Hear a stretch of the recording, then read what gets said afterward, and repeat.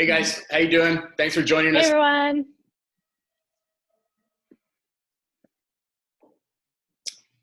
Guys, we're just going to just give a minute or two here for more people to jump on. Thanks for being on time, so we'll get rolling pretty quick. We do have, just for us to get to know you a little bit here, I'm just going to launch a poll. If you guys can just take a couple seconds, you don't have to, but if you want to just answer those few questions, that would be great. Just kind of helps us get to know you guys a little bit more. There's nothing too personal in there, just kind of more our curiosity questions, so to speak.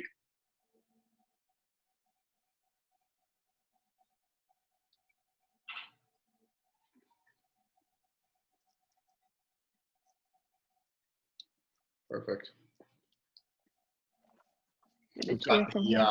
Yeah, maybe we should have started this maybe 5 minutes or I know. Sorry, everyone. Everyone's cheering for the health work. Maybe we should just let them have their minute. Yeah, absolutely. Yeah, absolutely. Yeah, so I can hear my kids doing it upstairs.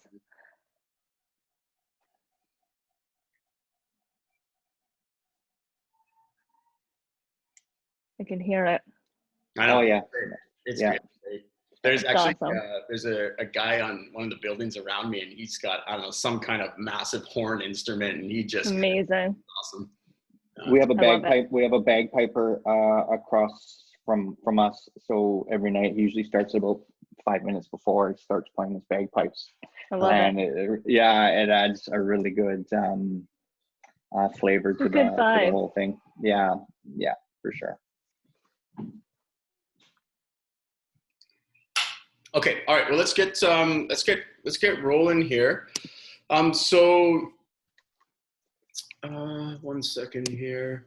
Okay, so thanks everyone for joining us on this webinar tonight. This is actually the first time that we've done this, so we're excited about it. And really, the reason for us doing this is to help provide some knowledge for those that are, even if you're not or looking to buy anytime soon, you're just kind of curious about what's going on in the market. We'll kind of start there, and then just an overview of the steps to buying real estate, from the initial consultation to mortgages and so on and so forth. So with that said, we'll get going here. I'm going to share my screen, and we've got a slideshow and all that sort of stuff. One thing, guys, there is a chat box you probably should see. I don't know if that's actually going to be activated on your guys' screen, but more importantly, there's a Q&A button, and you're probably going to see that at the bottom. So at the end of all this, we are going to have a Q&A. Feel free to ask a question whenever you like, but for the most part, we'll just get to that at the end.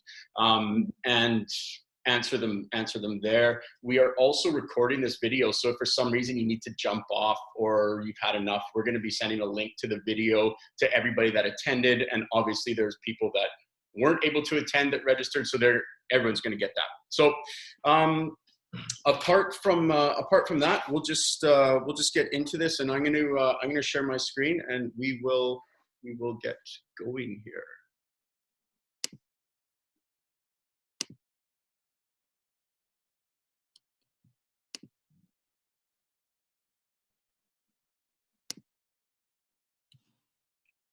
Okay.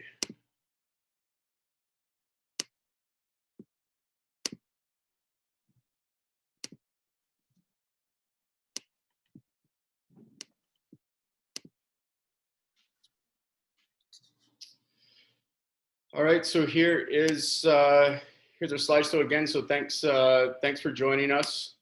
And we're gonna start here with who we are, right? So my name is Glenn Feldstein. I am a real estate advisor with Angle Invokers. Brittany, who is gonna chime in a second here, she's my business partner, and I've been a licensed realtor in Vancouver since 2005. So go ahead, Brittany.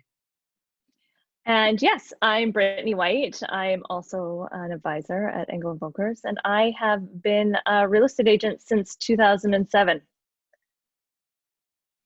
Hey everyone. Hey, everybody can hear me, right?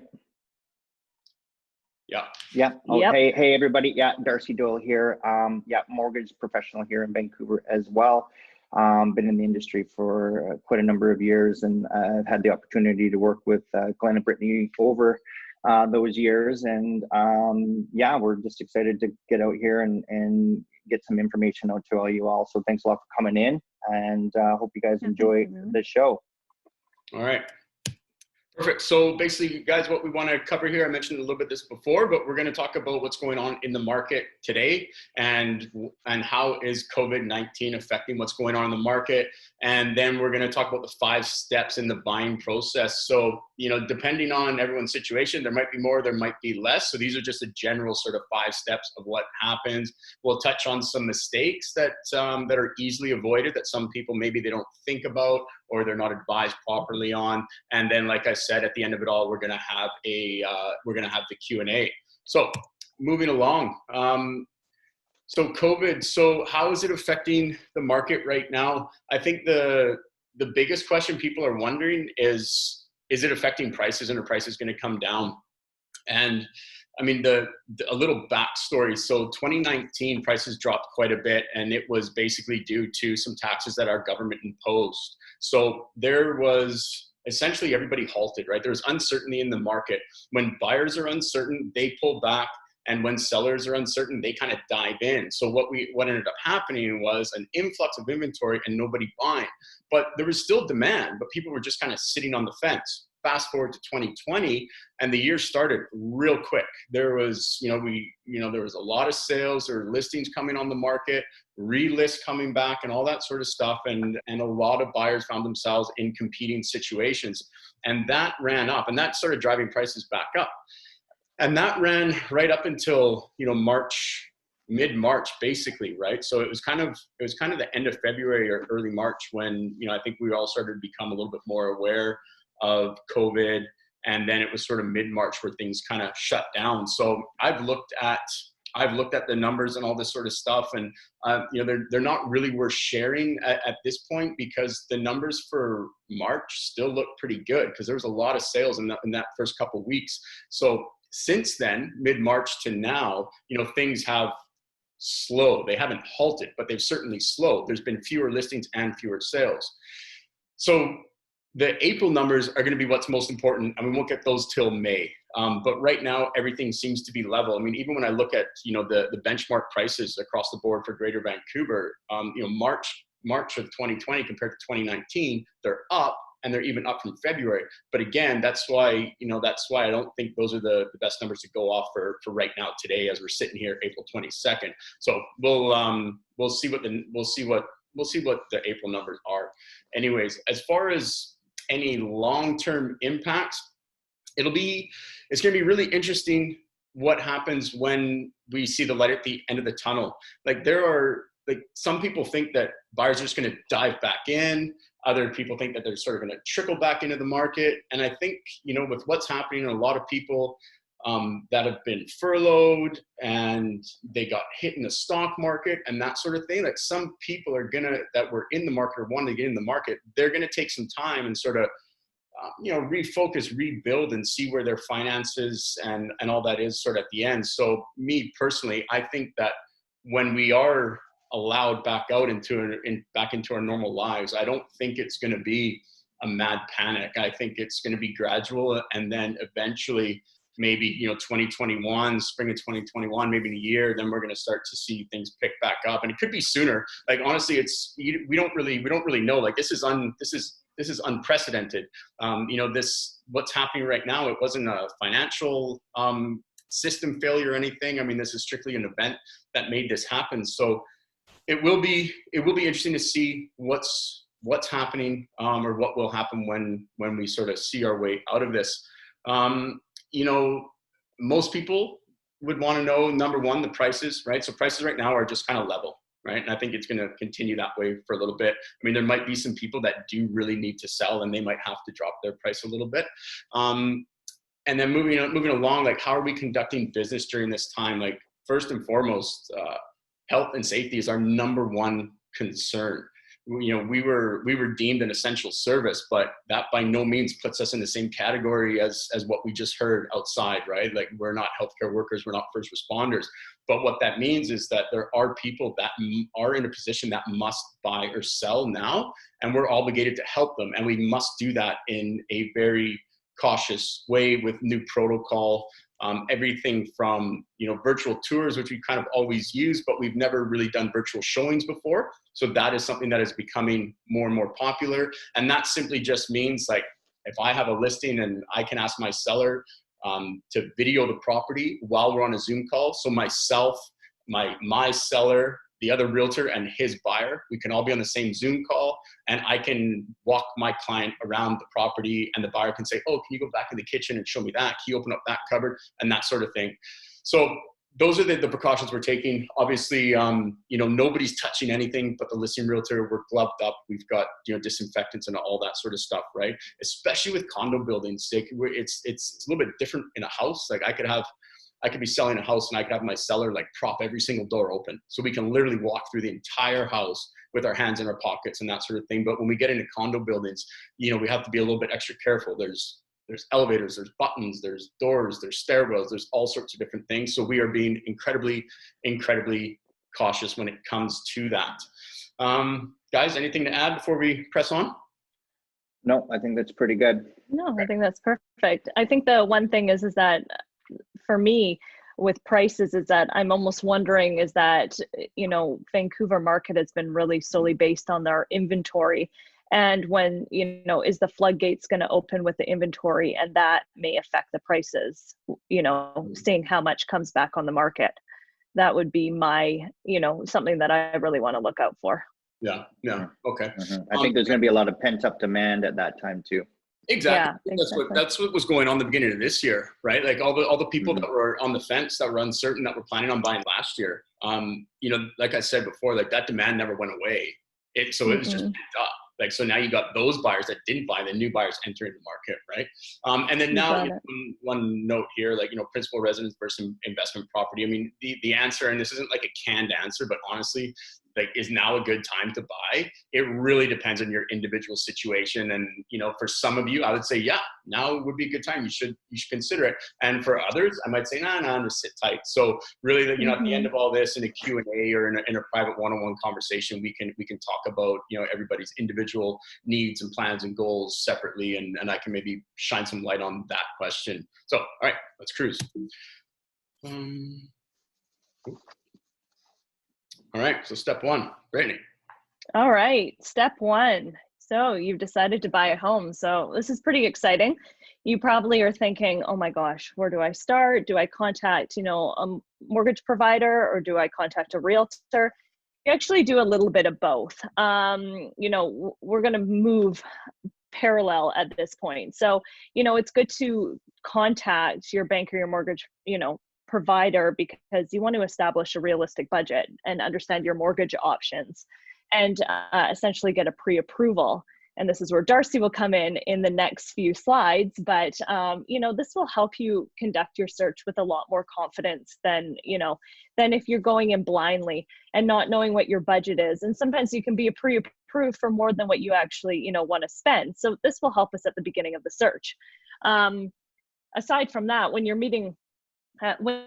getting to that point of meeting with a realtor, meeting with two realtors, and deciding who's going to be the best person for you, it's going to come down to trust with that realtor. The most important factor, the initial consultation is that, I understand you. That's my job at the very beginning. I find that too many realtors will just jump into the search right away, and without really finding your wants, your needs, your lifestyle, your budget, your expectations.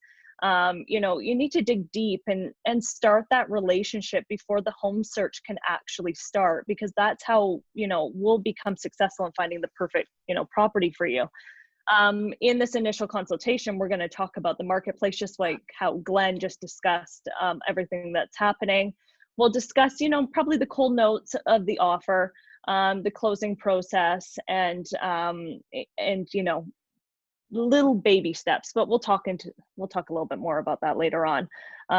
But you're finding a realtor that you can trust, and acting your best interest is the most important factor of making your dream a reality. So the initial relationship and the initial conversation, which is looking a little bit differently these days.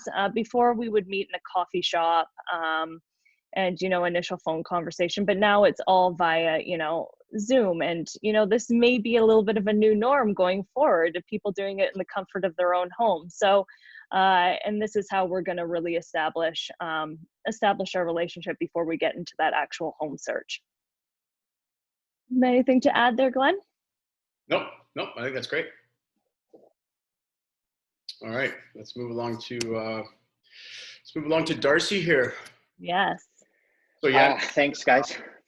So you know what, it's funny because you know, we put a number of slides out here about, you know, what you know, what a mortgage broker is, and it's funny how after all these years, people, you know, still don't really quite know, you know, who we are and what we do, and, you know, what's the difference between us and their bank.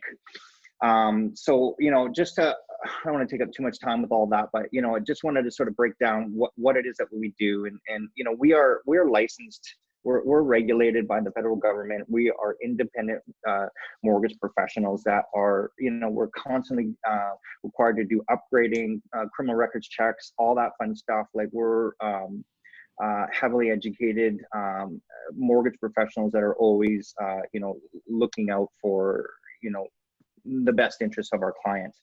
I work for a brokerage called Dominion Lending Centers. It's massive. It's the biggest brokerage company in Canada. There's over 2,600 of us. Our franchise, we have two offices, one here in Yaletown and one in North Van. You know, we're just basically the professionals of the industry. We have over 50 lenders, charter banks, credit unions to choose from. So instead of just walking into your bank and listening to them and what they have to offer you, and you don't even really know whether or not that they're offering you something good, you know, the real big thing here between a mortgage broker and the bank is that we actually work for you, not the bank. Okay, so, you know, like I say, if you walk into your bank and you're talking to them, you don't really know like what their best interest, you know, whose best interest they have in mind, and a lot of times it's usually the banks. So it's in our particular situation, you know, I've worked with people for years. I work with their family, I work with their friends, and they tell their friends. So it's all about really developing that relationship, doing the best thing for the client. And like in the kicker in all of this is that our services are free. You know, the lender ends up is in most cases pay us directly. So you guys really have this opportunity to have somebody go out there that is knowledgeable in the lending space, who knows all the different products for all the different lenders, that can tailor it based upon your individual situation. So, you know, there's only a couple of real situations where, you know, our services aren't free. And for the most part, that's not people that are going to be sitting on this webinar. It's usually for, you know, somebody that is in a looking for alternative financing or commercial financing of some sort. And, you know, those are the only times that we really have to charge a fee. Everything else is free to the end user. So yeah, you can move forward, Glenn. So just once again, just a sort of a brief overview of how the process works and what's going on.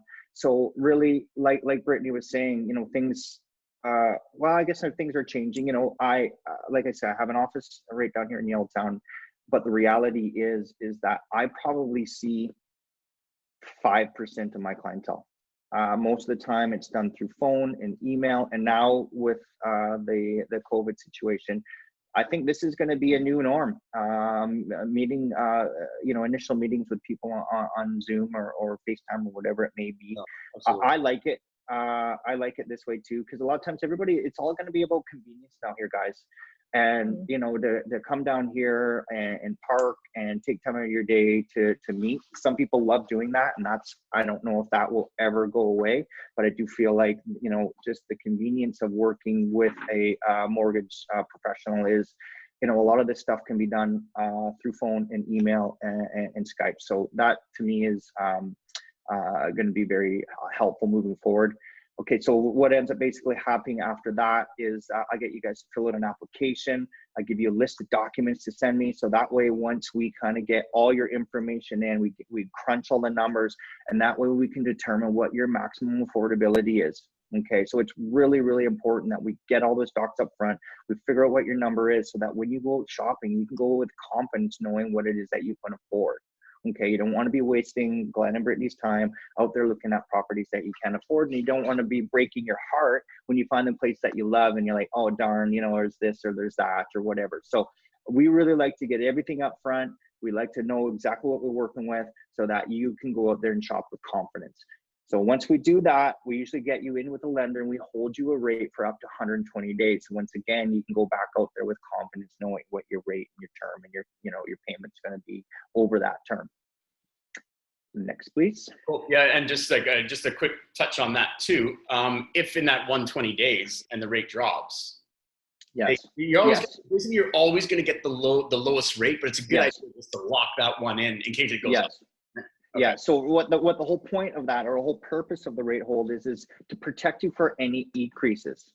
Okay. So, you know, for the most part, you know, like if you're in a raising interest rate environment, obviously you want to get yourself a rate held so that you can go out there looking at getting something, and you know that your rate's held.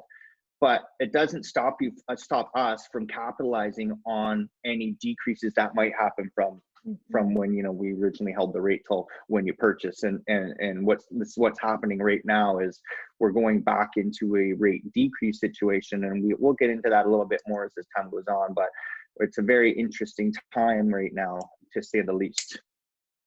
Cool. Types of mortgages. I don't want to bore you guys too much with all this, but this is kind of an information seminar, so I'll kind of blast through this. Some people have, you know, been through this before, so this is going to be, you know, old news. I don't want to bore you, but there's some people that on here that are brand new and they don't know what any of this stuff is. So I just thought it might be a good idea to so break it down. So types of mortgages: we have fixed rates, we've got variable rates, there's closed mortgages, there's open mortgages, and what's the right one for you, right? So fixed rate, it's pretty self-explanatory. That interest rate and payment are going to be fixed for the entire term of the mortgage.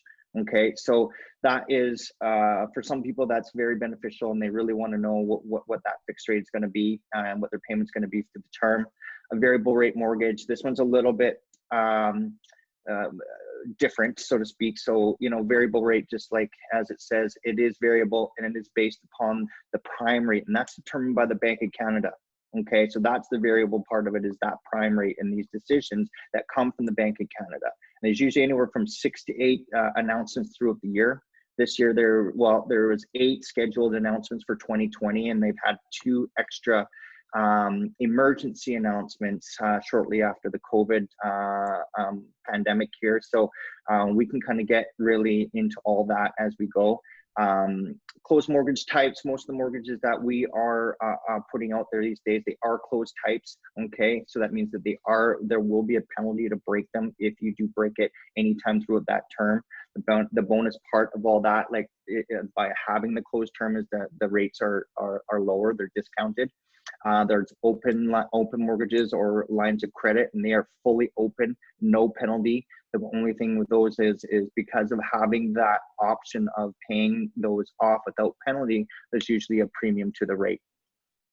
Cool. Mm-hmm. And this kind of goes to Darcy, like, you know what I was talking about earlier, like, is now the right time? Like this stuff, like what mortgage is right for you? It's going to depend on everybody's situation. I mean, if somebody's absolutely, they're going to be there absolutely for a long time, there's, you know, you're going to get advice. But if you're kind of in a job where you might get relocated, you might not have to, there's going to be different advice, right? So all this stuff too, right? You can get in touch with Darcy afterwards and figure out what's for you. So it really comes down to what your personal situation is, you know. And I try to put people in mortgages that suit them the best. I will always, what my job here is to give everybody information, and they can decide what they want is best for them. But, you know, say somebody is in a fixed income and is barely qualifying for the property that they're purchasing, I'm going to say fixed rate all day, because they can't take a spike in their payments, and that's going to really derail the whole process. If somebody's just no like fixed income, no opportunity for bonus or overtime or anything like that, fixed rate all the way. Somebody who's a little bit more of a savvy borrower, fully qualifies for these things and is okay with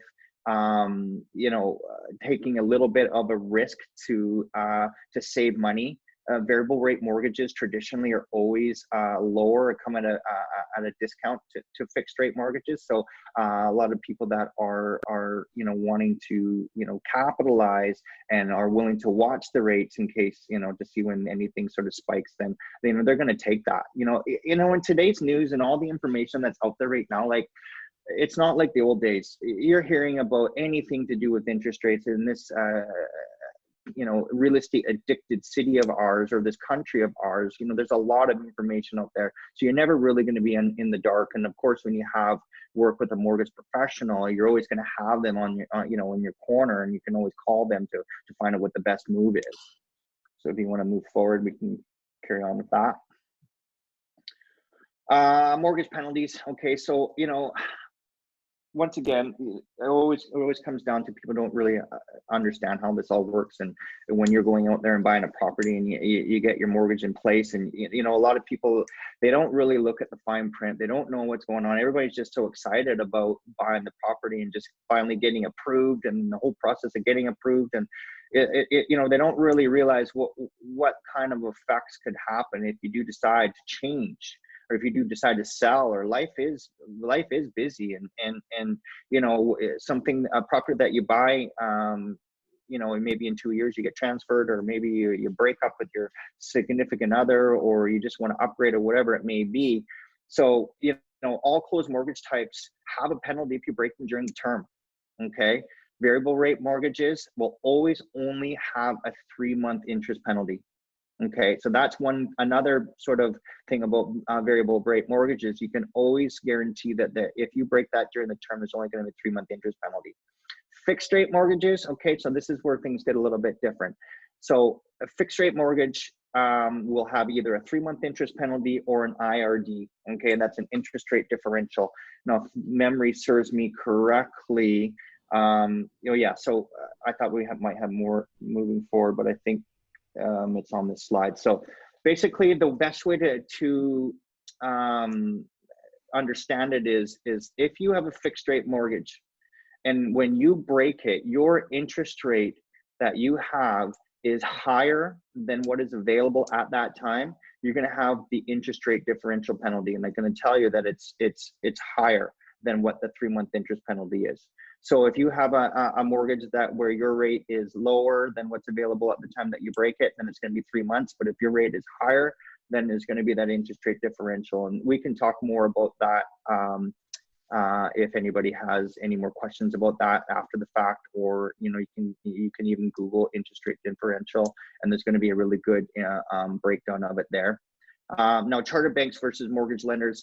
It's worth mentioning here that everybody really likes the charter banks because they feel comfortable with them, but I'll tell you right now, their penalty calculations are not as favorable as non-chartered banks. Okay, so what I mean by non-chartered banks are like mortgage lenders. There's the mortgage lenders that are out there that that's all they do is they do mortgages, and they're really good at it, and they're not trying to sell you lines of credit or RSPs or sell you insurance or any of that other stuff. They're there to do mortgages, and they're really good at it. And the way that they calculate their penalties is much more favorable than the charter banks. So once again, it's not always about the rate, it's about what the client privileges are and what those fine print penalties are if and when you do need to break your mortgage. Okay, so I think this is what most people really are here and to listen to, at least for my section anyways, is what's the lending environment and interest rate since COVID-19 crisis. From my experience, I haven't really slowed down all that much, to be honest with you, since all this. It's been either a combination of people trying to refinance, trying to take advantage of some of these interest rate drops that happened shortly after the announcement of the COVID-19. There's been 3 prime rate interest rate drops since then. It's unprecedented, guys. We haven't seen anything like this since 2008. Maybe once again shortly after, during the oil crisis there. 1.5% within a month is it's a real big deal. And so anybody that was sitting in any of those, that's the Bank of Canada, right? And that's those prime rate variable rate drops that I was speaking about before. So anybody that was on a variable rate, they would have really benefited from being on a variable rate because their interest rate just went down by 1.5%. Okay, so a real funny thing that happened shortly after that was that because there was all this panic and fear about what was going to happen to the world, and nobody's working and what's going on, there was a short-term liquidity issue, and there was a cost of funds that the banks were having, increased cost of funds to get their money. So shortly after that, all the banks started raising the rates.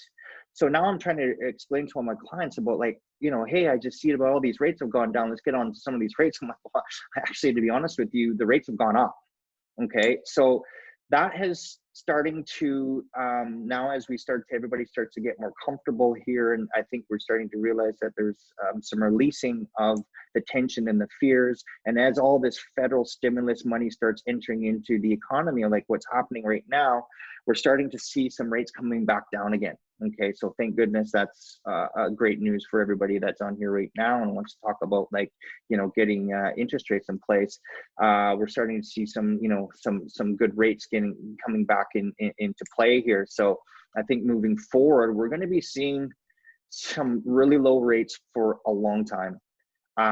Honestly, guys, this is much bigger than 2008, and it took 10 years to recover from that.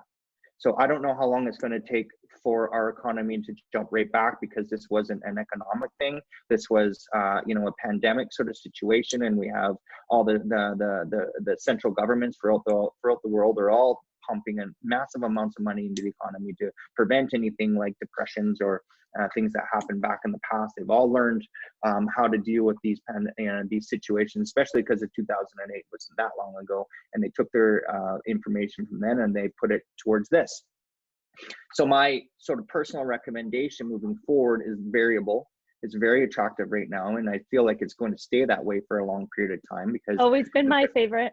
Yeah, you know what I mean? And it really does, life is variable and things change. So, like I say, it's not for everyone. Everybody has their own situation, and that's for, really taking the time. We really take the time, or us at the mortgage professionals here, we really take the time to get to know our clients, who they are, what their objectives are with their purchase or their plans.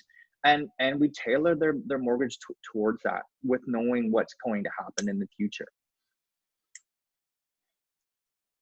Perfect. Move on. So anyways, here's, we created this little slide here just to help people along, just to sort of figure out what they should do for their own situation. Everybody has either are in a mortgage, or they're wanting to get one, or everybody's got their own thing going on. So just to take a look here, just briefly go over it. Somebody who's a existing variable rate mortgage holder, sit tight, don't do anything. Especially if you've gotten a variable rate within the last 5 years, you're going to be in a prime minus situation. Okay, so at the prime rate right now at 2.45%, there's a lot of people that are sub 2% on their mortgages right now. Like, let's think about that. That's really cheap money.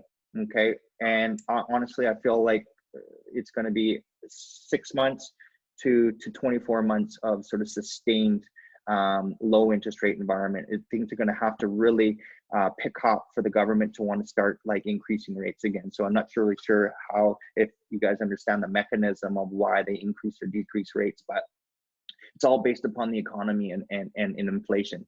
So if we have an economy that's doing very well, and we start having inflationary sort of environment, the government's tool to counteract that is to increase rates to help slow everything down. Okay, because they don't want things to just start running away and getting more and more expensive.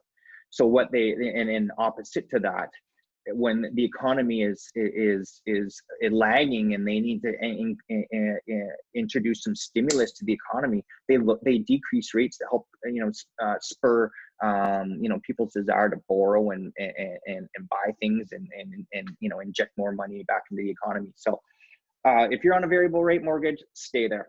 Okay.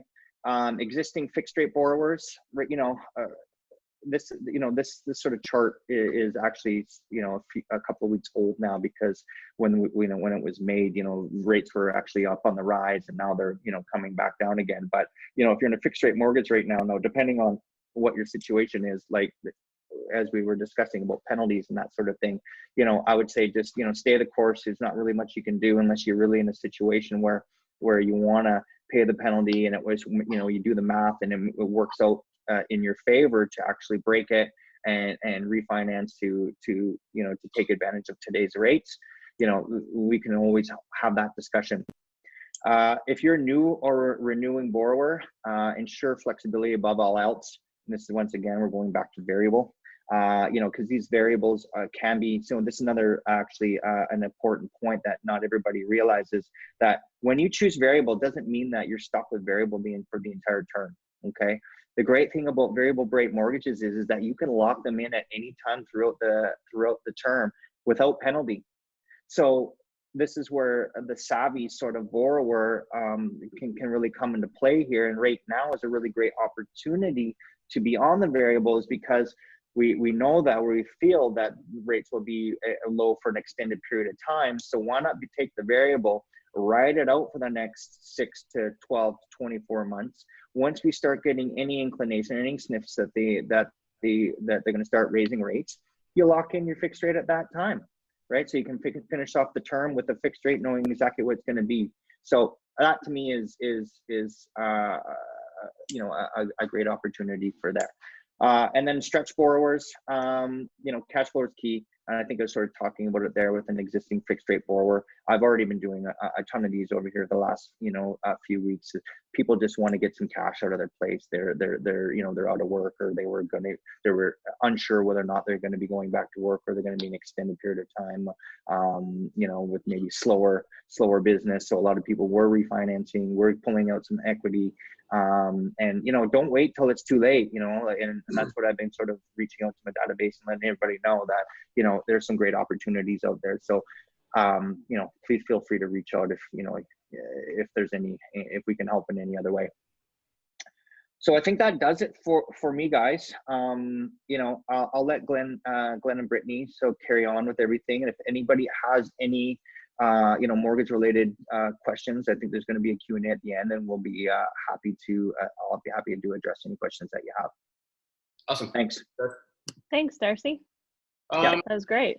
All right, so pressing along. So you've met with your realtor, you've chosen the realtor that you would like to represent you, and you've chatted with your mortgage broker, and you know what your budget is, and you're ready to roll. So the next step here is to get out there and start shopping.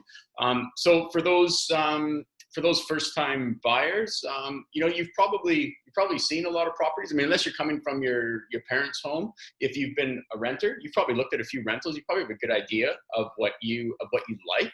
Obviously, you might not be as fussy when you're just renting a property, but you've already been out there and looked at places, so you kind of get it. And certainly, if you've already bought before, you probably have a better idea of your style and all that sort of stuff, and what kind of place you're looking at. So essentially, what we do is we start looking online, right? And if there's some areas that you're considering as a bunch of areas, or just a bunch of areas that you're considering, like I believe that you should just kind of cast a wide net, go look at as much as you can. And I always like to be there with my clients, but obviously, we work with more than one client. So sometimes you go through some open houses alone, but more often than not, we're going to try to be there because we want to talk to you while you're going through a property, understand what you like and don't like.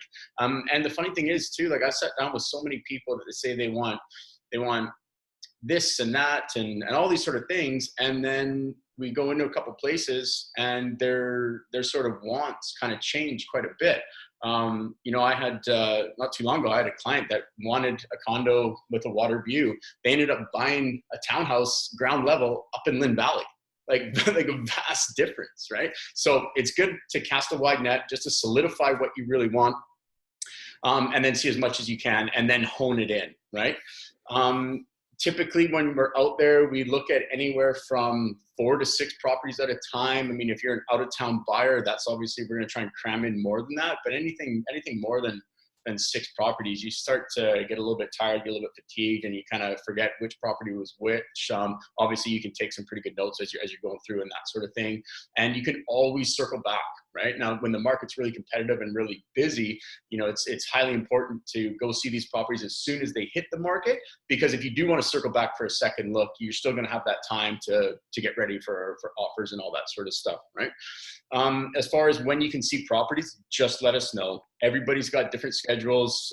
As far as Brittany and I, we don't punch a clock, right? And most of our clients, they work until 5 or 6 o'clock. So we show places in the evenings, we show places on the weekends. So we need to be available when our clients are available, and sellers get it too. If I'm sitting down with a seller, I'm saying, look, if we need to adhere to a showing schedule, let's identify that now. But otherwise, we say, look, man, people have different schedules. I mean, some of our clients, they have graveyard shifts, so they want to see stuff really early, or they're mid-afternoon. It all works, right? What to bring and wear. Just, if you're seeing a bunch of places, just shoes that are easy to slip on and off. I typically don't adhere to that, and I'm the one holding everybody up, tying my shoes back up. But do as I say, not as I do, right? And then as you're looking at these properties, I want to know exactly what you're thinking. The seller's not going to be there. The listing realtor doesn't own the place. You're not offending anybody, but I'm interested to know what you like about the property and what you don't like about the property, and what you change about the property. So sometimes you can walk into a place and just the decor or the paint on the walls or the flooring can be really off-putting, and that can just sour anything. But it's like, well, hey, what if that was painted differently? Or what if we did throw some nice hardwood down here, some nice laminate down here, and did this and that? And it can totally change the look. I mean, I think we've all probably watched enough HGTV shows, right? Like, Rags to Riches. You can do a lot with the property, and we know typically what things will cost. So we can give you that information while we're looking. If you're saying, hey, Glenn, I like this, but that flooring's got to go. Like, what's that going to run me? We know roughly what that will run you, to put things in perspective. And then now, if you were looking today, right? So the way showings are going, and it's interesting how this has happened. Like, typically, we would just show anything to anybody, basically. I mean, we would have some pre-qualifying questions. We don't want to waste anybody's time, but we would have open houses, and realtor would call us to book a showing, and we would just book it. Now what we're doing is we're saying, okay, you want to book a showing, that's great. Has the buyer reviewed the floor plans? Have they seen the video? Have they gone through the virtual tour? A lot of realtors now, if you guys have heard of Matterport, or you've seen it on probably other websites anyways, even not so much listing realtors websites and that sort of thing, but just for showcasing any type of venue, really, where you can kind of walk through the properties, click the mouse on the screen, and go through that. So we're making sure that everybody has reviewed that and are still interested, and then we're triple checking that they're financially qualified and that they are ready to buy right now. We get it that you can like everything you see online, but when you walk into that property, you're like, maybe it isn't for me. And that's totally fine. But we want to make sure they've driven by, they've done all their homework, and if they like the property, there's a good chance that they would make the offer on it. So, I mean, moving forward, I think this is actually a better way to conduct business, because asking the seller to show the property, they've got lives too, and their place is always going to be in a heightened state of cleanliness, and it's going to be fairly show ready all the time. But sometimes it takes a good amount of effort for a seller to get a property ready for a showing that sometimes turns out to be a waste of time, because the buyer was like, oh, I just kind of started, or I wasn't really interested in buying, but I kind of wanted to see it. So I think now with what's going on, and what we'll continue on, is we'll definitely make sure that people are really, really excited to see the property and they've reviewed everything. So that's basically it. And this is sort of the fun part. You get to go out there and you get to see all these places, and that sort of stuff. And it's a big purchase that everybody's making, right? So it's fun. It's exciting. Anything, Britt? No, I think everything's great in there. Yeah, I think there's the new way of showing a property is just a little bit different now, and just making sure that, you drive, if it's a strata property, or you drive in the back alley, you see which way it faces, and you see if light is important to you, and you make sure that you kind of do a little bit more due diligence prior to doing a showing that you can do just going from walking around the neighborhood or the property. So I think it just takes a few steps, maybe more, than getting to that showing part. But I also think that it will end up, you'll hone in exactly what you want, I think, sooner. No. Alrighty. Well, once that's all done and you've found that property that you love, and you say to us, and you say, hey guys, I'm ready to make an offer. What do we do? The first steps, when we were talking about this and kind of going through the steps, we go through the motions, but when you're actually putting down on a piece of paper, it's like, okay, what exact steps do we do? So the very first thing is, Glenn and I will call the real estate agent. Obviously, they're working for the seller, but there's some information that can be extremely important, that can be valuable information that we can put this offer in a better light to the seller and make it successful for our buyer. So first things first is we're going to call the listing agent to see if there's anything that we should know about their situation, dates. They might say that they're motivated, et cetera, et cetera. After that is done, we'll do a market evaluation on the property to see, where are they at? Are they overpriced? Are they priced exactly right? Because this does make a difference when we are putting an offer together. And also, what is the home worth to you? This is a really important factor that you should ask yourself, because sometimes somebody's willing to pay a certain price because they know this is going to be their forever home, or they're going to be in here for the next 10 years, rather than somebody that's looking at this for more of a short-term idea. And once we get to that point, I usually like to talk about price last. We go through the terms and the conditions of the offer. So if we're in a situation where we're the only offer and we can have conditions on it, we're essentially writing an offer saying, if we fulfill our due diligence, we will buy this property. So what's our due diligence? And that's anything from financing to inspection. If it's a strata property, we're reading all the strata documents, the title search, the property disclosure statement, and now even insurance. That's the new one, and that could be a whole different webinar as well too. Or if we're looking at a detached house, it's more of the land itself, any oil tank and so forth. So we are giving a conditional offer and doing all of our due diligence and saying, and plus there's going to be lots of terms of the offer as well too, but those will stay on the offer. These subjects are something that we will remove once we fulfilled our due diligence. We will remove and then give a deposit check that goes into our trust, our company's trust account, and till time of completion. And that means it's a firm deal. So what happens if we're not the only offer? What happens if there's another offer coming in as well too? Because before this was becoming another normal again. Before this pandemic happened, and we're still seeing a few multiple offers happening out there, depending on how many buyers are in that price range. And that's a whole nother webinar, competing offers and the steps that we do. But a lot of times buyers are coming up to us and saying, hey, look, I can't believe that person put in a subject-free offer. Didn't they want to do their due diligence? People are just going in blindly. That's not the case. We're doing our due diligence prior to the offer. So say we saw the property on a Saturday and they're looking at offers on a Tuesday. So we're getting all the strata. If it's a strata property, we're getting all the documentation. We're most likely doing an inspection before.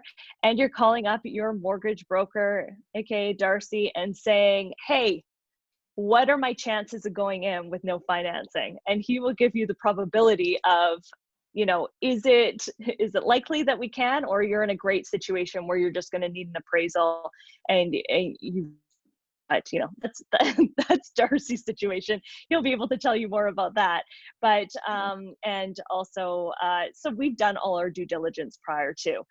And there's steps of, are we looking at, the seller's dates? And there's lots of different steps that we can go to making you be put in a favorable position so that we're in the running or we get an accepted offer. So that's sort of competing offers against non-competing offers. This sort of the slight Coles notes of the difference between the two of them and how to set yourself up the best possible.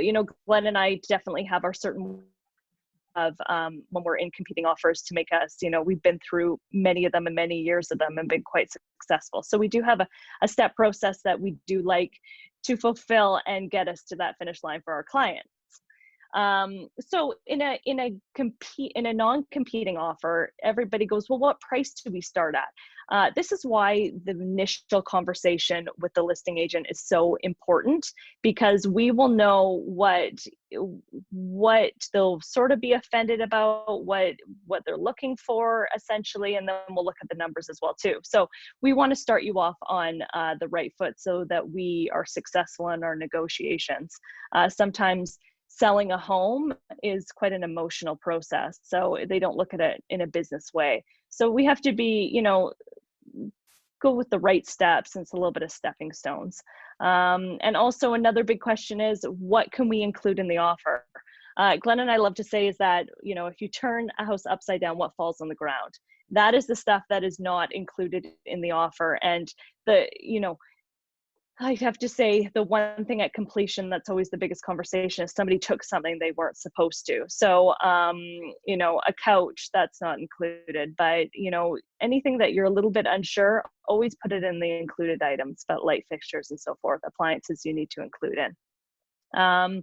But negotiating an offer is, it's a skill. It's a very big skill set, and you have to work with the other agent in order to put something together. It's, we're both trying to be successful for our clients. And I always say, when everyone's happy and we know we've reached the right price is when the seller feels that they gave it away for, a certain price that they should have got more money, and the buyer feels that they paid too much. So I always feel that that's everyone's happy at that point. We did our jobs.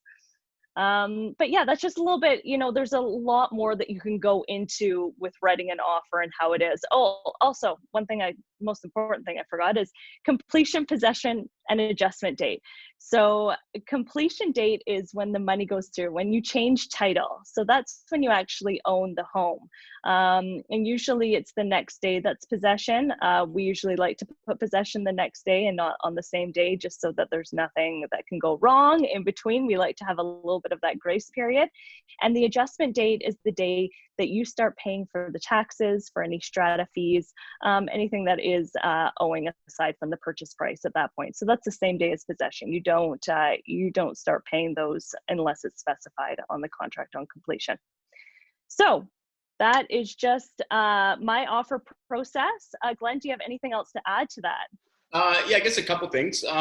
Regarding the price, right? Like when we sit down with the seller and we're talking pricing strategy, right? So essentially what we're doing is, we don't have the luxury to pick a sales price, but we have the luxury to pick a marketing price. Now, where Brittany and I are concerned, and most realtors, is we will give a range to our sellers, right? Sometimes it'll be like, depending on the situation, maybe we go a little bit low and try to get those multiple offers. Maybe we just hit the sweet spot right in the middle, or maybe we just kind of test the market and go a little bit higher. Sometimes some people list way high, sometimes people list way low. So when you're looking at a property and see the price, and I've had it before where clients are like, I'll send them something, I'll look at it online, it'll be out of their budget. But I'm like, hey, what do you think about this? They'll be like, no, it's over budget. I don't want to do that. I'm like, no, but they're overpriced, right? So, the asking price is just the marketing price, right? And sometimes it's the seller that's steering the ship, right? So it's always, as Brittany was mentioning, like, do your homework, say, hey, I do like it. And it's like, I'm not going to take you to something that's over budget. If it's listed over budget, I think we should be able to get it below, then I'll take you there, because I would have already done a little bit of the homework on that. So, essentially when you're making that offer, we have to be able to back it up with evidence and with stats and with current market situations, right? And if we can do that, then we stand a good chance to get that property where it should be. And then sometimes just some people just like, yeah, I know it's overpriced, but I'm not taking a dime less. And then, so be it, right? So don't, the price is just the marketing price. It's just to get you in there. Some people are high, some people are low, but if it's within reason, you should always, take a look at that. And then, with what's negotiable too, like Brittany said, turn it upside down and shake it out. And, if somebody says, here's the property, and yeah, we'll throw in the couch and we'll throw in this and we'll throw in the chandelier and that sort of thing, and the price that you determine that you want to pay for the property, or if they're priced well, then that stuff's just included. It's like a bonus. But if you start going in there and saying, well, I want that chandelier, and they're like, no, that chandelier's coming with us. And it's like, well, it's fixed, but they've excluded it. don't start to get into a massive negotiation over a chandelier when you're trying to buy the house. Like, so sometimes it's best to separate those things, right? Fixtures and chattels, just separate the chattels, negotiate on the house. If you get the price you want for the house or the property, the condo, whatever it is, then start negotiating for the extras and that sort of thing. That's Yeah, great advice. Yeah, that's really good advice. Okay. All right. So step 5, closing. So you got the property, you remove subjects. It's a firm deal the way we call it. Whether subjects have been removed or there weren't subjects to begin with, you've paid your deposits, so you've got a firm deal in place. Now we just wait to the completion date and then the possession date. So what happens during that time? Typically, you're immediately going to want to find a lawyer or a notary to handle the conveyance, which is the transfer of title. You at least need to do that 2 weeks before the completion date. So, I mean, do it sooner than later, but if you don't close for 2 months, you don't have to do it right away, but you might as well strike while the iron's hot, so to speak, right? So lawyers versus notaries, a lawyer's a lawyer, right? So, I mean, if it's a real straightforward deal, maybe you can go with a notary, but some of the best real estate lawyers in the city and the best notaries in the city are the most reputable ones. They're the same price. So you might as well just go with a lawyer because it's a lawyer, right? I know there are some notaries that might be a few $100s less. So maybe that's okay to go that route if it's a very straightforward deal. But if there's anything kind of odd about it or complicated about it, just go with a lawyer. But your call. We recommend, a couple lawyers, a couple notaries, and you can give them a call, get a feel for them, ask what they charge and all that sort of stuff. So then when you meet with the lawyer or the notary, like you're gonna have them pick, like I said, 2 to 3 weeks before the closing. They're gonna set up an appointment for you to come in 1 to 2 days before the completion date, and they will have given you the statement of adjustments, which outlines, it's kind of like a debits and credits. So you've paid X amount deposit and this is what's owing. There's adjustments for property taxes and maintenance fees if it's a condo or straddle title property for that matter. Transfer gets titled on the completion date, and then the next day, sometimes 2 days or 3 days after the completion date, you get your keys and you take possession. But on the completion date is when you become the owner of that home. The reason why sometimes it happens a couple days after is because that seller is getting paid and then moving out the next day, moving into their new place, and then so you move in after they move out and they've cleaned and all that sort of stuff. And then after that, once you get your keys, you get settled in, and then you throw a little party, you throw a little housewarming party, and you invite us because we will stock your fridge with everything that you need, and we will help you celebrate a very monumental time in your life, right? So yeah. So, Brittany, anything to add to that? Well, yeah, after gatherings are allowed, that is. Yeah, of course. It's a Zoom gathering. Zoom gathering. Zoom gathering. Just in terms of the lawyers and notaries, I think just to mention right now, where it's incredibly important, where we've both noticed, Glenn, of the difference of the level of service of some clients that we've had with completions and possessions where they're stuck in another country, or we're a little bit unsure about situation if they're quarantined, is that there is some great lawyers out there right now who have really showed that they've got different ways of doing things to make everything successful, especially in this uncharted time that we're in. So if you are having a completion or possession during this time, that's where this decision could be more important than it was beforehand. Yeah, that's actually a great point, because I've actually, I'm waiting for a deal to close next week, and my clients, they're from Toronto, but they were traveling and they got stuck out of the country, and they're still stuck out of the country, and they're fine, they're doing well. But typically before all this happened, you had to be present with the lawyer because they have to verify who you are and look at your ID. And if you were out of country, out of province, you would still require a lawyer here in BC, what have you. You would still require a lawyer here, but if you weren't here, then they would send the documents to a notary wherever you were, and they would verify your ID and notarize all the paperwork and send it back. So with all that's going on right now lawyers, it's been relaxed a little bit that a lawyer can do this over video, verify them over video, but the lawyer would have still had to have met them in person, or somebody would have had to. So in my case, I had met these clients prior. So I have to sign something that says they are who they say they are, and I've ID'd them and that sort of thing. That's all part of the paperwork that we need, right? So I had to sign something that says, no, they are who they say they are. And then the lawyer can do the video signing and the paperwork can come back. So that is brand new because of what's going on in the world today. And whether that continues, I doubt it. I doubt it. But because it's not really necessary, right? That part is really necessary. Like somebody, wherever they are, they can get the paperwork notarized or they can be present. And most people, like my clients' intentions were to be here for the possession. So they were going to come in, meet the lawyer, sign the paperwork, 2 days later, grab the keys, right? So anyways, that's I think basically it. I think one other maybe point that I didn't mention, if you were in a position where you wanted to buy a property now, or you had to buy a property now because maybe you've sold something and you have to be out or something like that, but you didn't want to be going through houses. So we can do virtual showings as well, where in some cases it can just be done on Zoom, kind of like this, where even whether it's a listing realtor or the seller can be walking around the property on the Zoom, and we can just be watching their screen, and I can say, hey, can you go back into the kitchen? Or the buyer can say, hey, can you open up that door? Can you do this? Can you do that? So there are ways if anybody is not comfortable, entering somebody else's property, which is totally understandable. And some sellers might have to sell, but not want anybody in there. So then it has to be done. Yeah. Right. So that's a great option. There's ways that we can. There's lots of ways. There's lots of ways that we can make you successful if you do want to buy, have to buy, and sellers have to sell. Yeah. And then afterwards, right? These are, Brittany and I and Darcy, like he was saying, like we after you shop around and work with somebody with their purchase, like it's almost like we're in a bit of a relationship, I mean, however long it takes, and then sometimes after the closing, it's like, all right, well, I guess I'll see you around.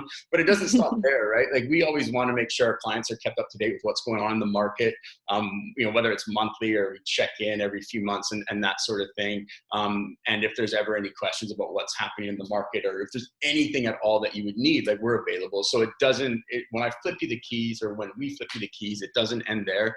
We hope to be with you throughout throughout your life and all your real estate goals, and especially some first-time buyers out here, even second-time, third-time buyers. You'll get to a point where you built up enough equity and you want to start talking with us about getting a rental property and that sort of stuff. And anyways, it doesn't end there. We're here for the long haul. And we advise you that way. This is your purchase, and our job is to give you all the information that you need so you can make the best decision for yourself. We're not selling you the properties. You know what you like and that sort of thing, but we're gonna make sure that we've got the right strategy, and we get you the property that you want, the best price, terms and conditions, pertaining to the current market situation, whatever that may be, whenever the time is right for you. So can't shake us if you pick us. No, we run on repeat and referrals for a reason, right? So and you guys can snap a photo of that. I mean, we'll send a follow-up email with a link to the video and all that sort of stuff, so you can have all our contact information. And that is it, guys. So now if anybody wants to ask any questions, we're here. We're happy to answer. If there aren't any questions, which doesn't look like there are right now, certainly thank you so much for joining us here. I'm going to drop a couple of links. Yeah, thanks everyone. Yeah, I'm going to drop. Let's see. Yeah, thanks, Darce. That was a lot of great information as well too. It's nice having a little freshen up on it. Yeah, you bet. Yeah, so I'm going to drop this in the comments section here, in the chat section. Where are we here? Okay, I'm going to drop a link to a buyer's guide of Brittany's and mine. So that's like a more in-depth, it talks a little bit about the company and that sort of thing. Like certainly if you're having trouble falling asleep tonight, just plow through that. And then if anybody, here's another link that I'm going to drop in there too. And if anybody wants to have a one-on-one conversation with Brittany and I, or just me or just her, depending on who's on and all that sort of stuff about. Oh, we do have a question here. Emma's got a question. Yeah. Before. Can you give a high-level breakdown of extra fees, property assessment, lawyer, ballpark, etc. that's not in the list price? Yeah, that's a great question. And that's actually the first page of the offer. So property transfer tax is probably the biggest thing of what we like to talk about. Depending on what price point that you're in, first-time home buyers have a grant that up to a certain price point that they're not going to have to pay the property transfer tax. 500,000. But 500,000, yes. And then it's a sliding scale as well too, if I'm correct. Up to 525. Yeah, up to 525. So, you know, for property transfer tax, it's 1% on the first 200,000 and 2% on the balance. And there's many calculators on online as well. That's probably your biggest. That's your biggest one. Aside from that, your inspection, which approximately costs, you know, $500 to $600. Lawyer fees, I usually say around 12.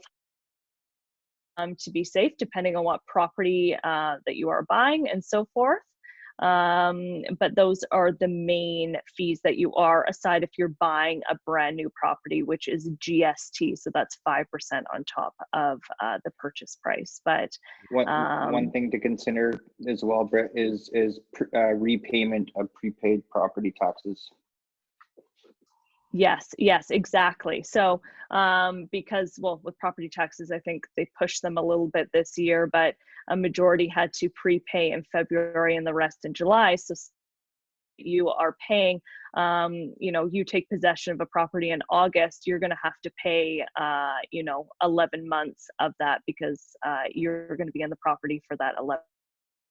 Yeah. Plus it is and that'll be shown in the statement of adjustments that your lawyer yes. will before you go and meet them. But yeah, I think you know, every you know, additional cost that you mentioned there, Britt, I mean I shouldn't say pretty much it, that's it really. That's it. Yeah, exactly. And also a strata fee that's on the statement of adjustments. They'll prepay for the next month as well too on a strata fee. So, but that's again with your lawyer, and that's a statement of adjustments that they'll give you everything aside from the actual purchase price. But that's a great question, Emma. And that's not it's not even so much some of those things on the statement of adjustments. They're not so much a fee. It's just that, you know, if a current owner has already paid for something and they're not living there, you're just picking up where they left off.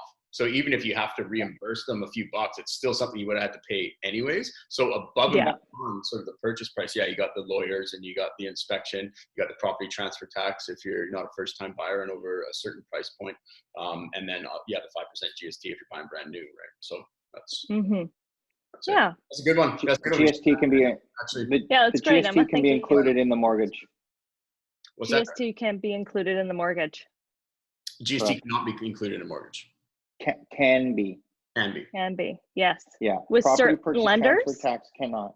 No, GST can always be included. Okay. Yeah, it's the property transfer tax that must come out of pocket. Okay. Yes. Oh, yes. Of course. Yeah, because that's going right too. So the GST is always included in the mortgage. Okay. Okay. Yeah. No, that was a great question. That's good. That's honestly a big highlight of the first page of the offer. So yeah, that's a great question. Yeah. Alrighty. Yeah, guys, I guess just to wrap it up, guys. I mean, just over an hour, not bad. I'm happy with that. I hope you guys are happy with that. So just to repeat myself again, we'll send a link to the video out just so you can, I don't know if you tuned out at some point, whatever, you have it anyways, right?